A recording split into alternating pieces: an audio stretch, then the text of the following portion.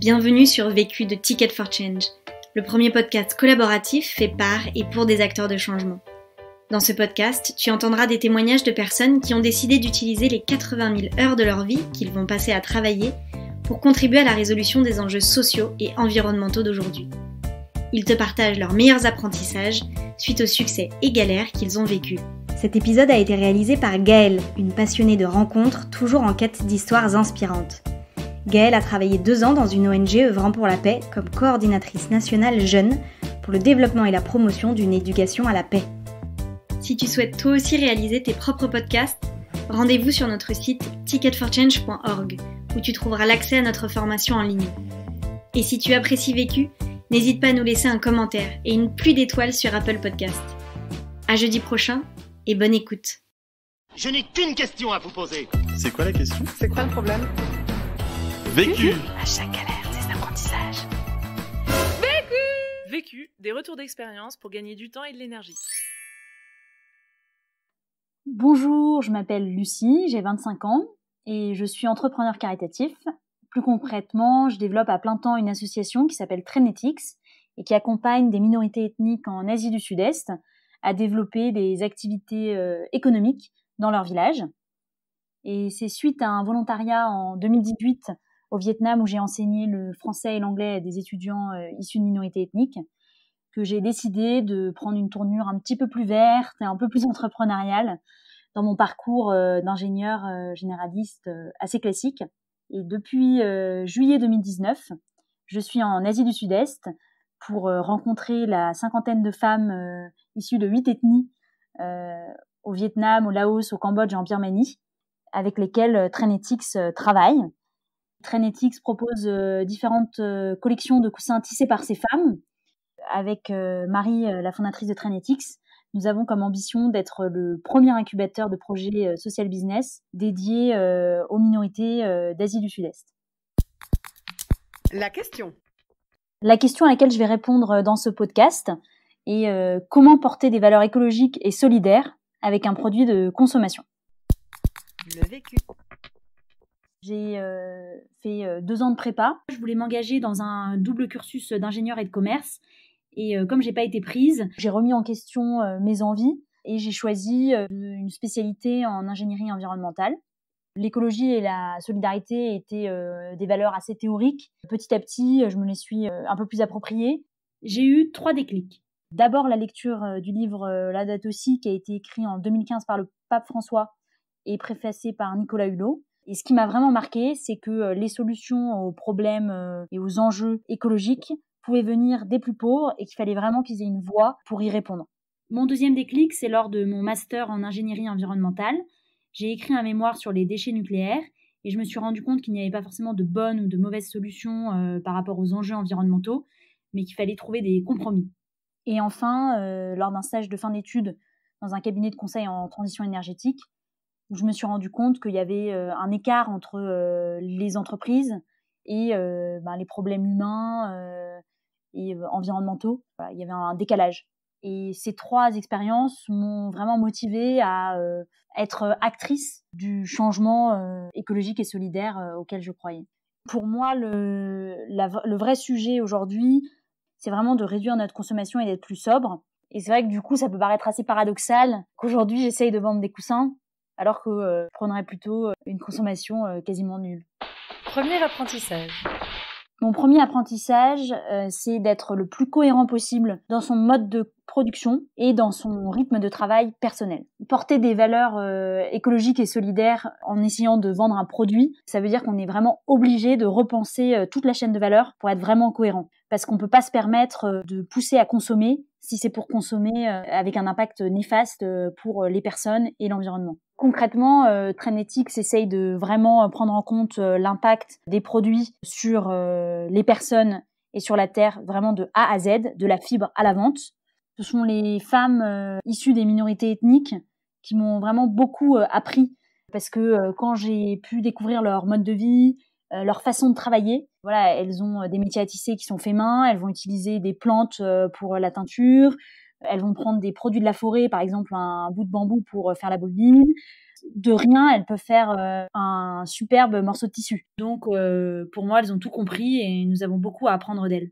Pour Trainetics, on voudrait vraiment encourager les ethnies à replanter du coton local avec les graines originelles, à le cultiver pendant la saison des pluies, donc il n'y a pas besoin d'avoir des ajouts en eau, de ne pas utiliser de produits chimiques, mais d'utiliser des fertilisants naturels, de filer le coton à la main, de teindre les fils avec des plantes, de tisser à la main, et donc essayer de récupérer tout le savoir-faire ancestral. Et la couture est faite avec les objets, les accessoires les plus responsables possibles, passepoils, les zips et étiquettes. On essaye que ce soit made in France, comme l'assemblage est fait en France. Pour Trainetics, on essaye comme elle de faire avec les moyens du bord, donc de minimiser les emballages, le packaging, etc. Donc par exemple, on a récupéré des morceaux de canson pour faire des étiquettes qu'on a faites à la main.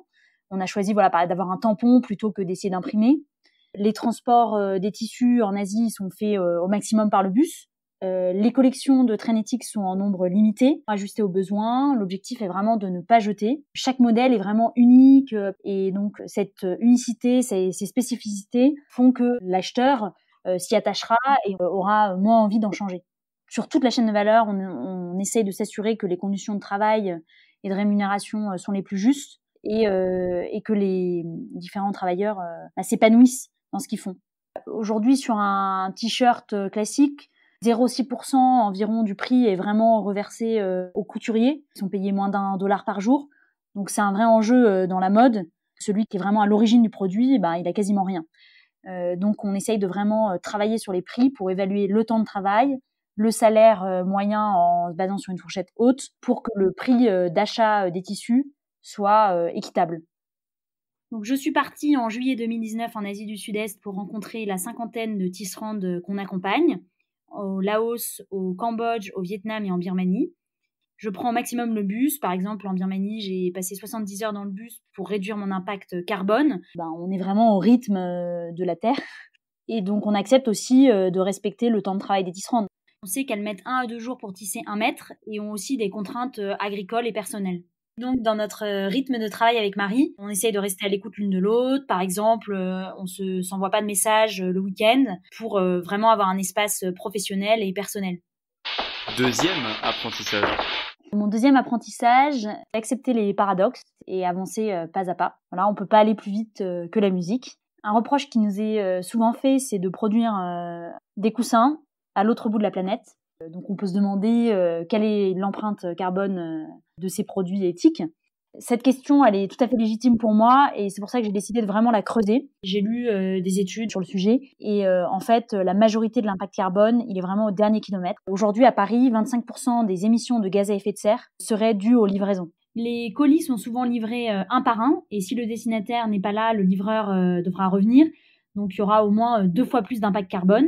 En choisissant la Poste, on utilise un réseau qui est déjà existant et déjà optimisé et qui en plus a un système d'avis de passage. Un produit de consommation peut vraiment porter des valeurs écologiques et solidaires.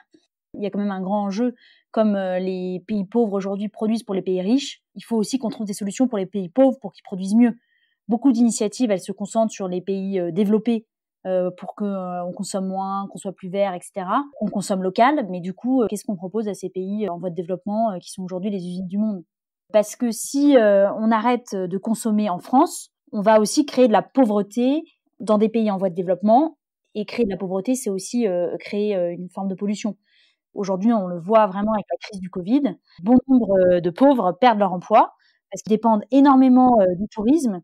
Quand je discute avec ces populations, respecter l'environnement passe quand même après se nourrir, ce qui est quand même assez normal. Donc, donner un travail à ces populations permet à long terme de leur permettre d'avoir un mode de vie plus écologique. Troisième apprentissage. Mon troisième apprentissage est de penser à long terme et de manière écosystémique.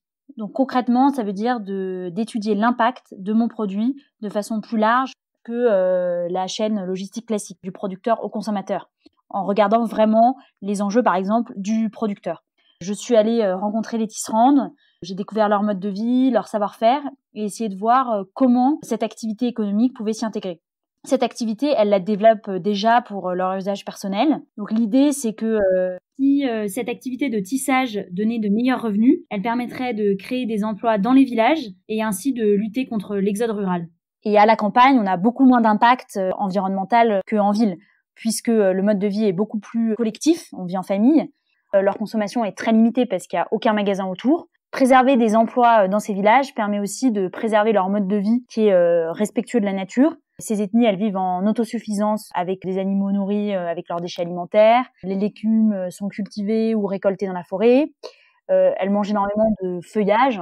Je suis allée plusieurs fois dans la forêt avec eux et j'ai pu goûter des feuilles assez surprenantes, souvent très bonnes pour la santé avec telle ou telle propriété. Et leur culture animiste est encore très forte, donc on coupe pas un arbre pour rien, sinon le dieu va se venger. Garder aussi cette identité et cette culture animiste permet de maintenir un mode de vie plus écologique. Et d'ailleurs, les chiffres le montrent puisque les minorités ethniques représentent 5% de la population mondiale et préservent 80% de la biodiversité. Développer de nouvelles activités dans les villages permet à ces ethnies d'être moins sujettes au changement climatique ou à des effets d'interdépendance. Par exemple, on voit bien aujourd'hui avec la crise du Covid, beaucoup de pays n'ont plus de touristes, donc c'est très difficile. Donc c'est vrai que plus on a de sources différentes de revenus, moins on est sujet à la précarité. Quand je suis allée rencontrer une des tisserandes de l'ethnie Lao au nord du Vietnam, Pomme, elle avait contracté 2 emprunts à cause de mauvaises récoltes successives. Et donc, Entrepreneurs du Monde, avec qui on travaille sur ce projet, a eu l'idée de développer le tissage et d'utiliser le métier à tisser qui était dans sa maison. Et donc, il est arrivé vraiment comme une bénédiction, puisque on permettait de pérenniser des savoir-faire et d'avoir des revenus pendant tous les mois de l'année, puisque quand on peut pas récolter ou qu'il y a moins de travail au champ, on peut tisser. Et donc, ça permet d'aider cette femme et les autres tisserandes aussi à sortir de la précarité et ici du surendettement. L'artisanat permet d'avoir des produits plus durables, puisqu'aujourd'hui, leurs coussins sont très résistants. J'ai pu voir des tissus qui avaient 40 ans et qui avaient quasiment pas bougé. Alors, peut-être juste un petit peu la teinture naturelle, mais ce qui se comprend, puisque ça va peut-être sécher au soleil. Mais en tout cas, le tissu, lui, il était de bonne qualité. Faire des coussins qui vont durer 5 ans n'aurait aucun intérêt. C'est un apprentissage aussi des ethnies, puisque quand on va chez elles, les tissus ont par exemple été tissés par la grand-mère, etc. 4e apprentissage. Mon 4e apprentissage est de certifier son engagement par des personnes indépendantes. C'est vraiment important parce qu'on pourrait se dire, n'importe qui peut dire que son produit est éthique et solidaire, mais si on n'a pas de preuves, ça veut rien dire. Pour avoir une reconnaissance extérieure, on a essayé de trouver un label qui n'était pas forcément facile quand on travaille avec des ethnies parce qu'on n'a pas beaucoup de preuves. Elles ne savent pas toujours écrire ni lire. Elles ont leur propre langue. La traçabilité est pas trop dans la culture. Et peuvent aussi se fournir chez le voisin sans donner le nom du voisin. Et tout est très local et à petite échelle. Donc des normalisations comme GOTS ou des normes ISO ont un vrai coût. Et si on doit faire ça pour chaque coopérative, ça coûte plus cher que les revenus qu'elle gagnerait en un an. Donc le label qu'on a trouvé aujourd'hui, c'est Label Empreinte, qui est un nouveau label qui essaye de vraiment regarder l'ensemble de l'empreinte d'un produit et qui nous a poussé à essayer de trouver des preuves matérielles. Je suis allée sur le terrain, j'ai rencontré les tisserandes, j'ai passé du temps avec elles et j'ai découvert l'ensemble des étapes de production. J'ai pu prendre des photos, des vidéos, poser des questions, etc. Et aujourd'hui, on a une de nos collections qui est labellisée, les coussins Doc Mai, qui sont faits dans le nord du Vietnam. Et Label Empreinte propose aussi une étiquette explicative sur chaque matière première et étape de production. Et elle nous a permis de calculer qu'il fallait 2 heures pour produire simplement la housse de coussin, sans compter les temps de transport, l'intérieur de coussin, etc. Et dans cette démarche de labellisation, nous sommes aussi en train de signer un engagement avec les tisserandes en termes de culture du coton pour que ce soit bio et aussi en termes de teinture pour qu'elles n'utilisent aucun produit chimique. Et donc, ça va vraiment permettre de les responsabiliser dans la production des tissus. Une tisserande responsable, c'est une tisserande actrice. Et pour nous, c'est vraiment important que le producteur, que nos artisans soient acteurs des coussins et soient pas juste des employés. Et derrière, elles vont pouvoir aller démarcher d'autres marques et elles seront vraiment autonomes dans le développement de leur activité locale. Conseil pour gagner du temps. Mon conseil pour gagner du temps, c'est de faire appel à une aide extérieure quand on en a besoin. C'est pas la peine de réinventer la roue. Mon frère, qui a des compétences en audit, m'a donné un coup de main pour rendre plus propre la comptabilité et il a même fait un petit programme pour avoir des factures de façon automatique. conseil pour gagner de l'énergie. Mon conseil pour gagner de l'énergie, je fais une sieste souvent de 20 minutes après le déjeuner pour me rebooster. L'autre question. La question que je me pose aujourd'hui, puisque Trainetics c'est une association mais vend en même temps des produits, comment mieux positionner Trainetics entre une entreprise de l'ESS et une association d'empowerment. Vu, Vécu. vaincu. Pour plus de vécu, clique vécu.org. Je voulais te dire, tu sais, on a tous nos petits problèmes. Vécu.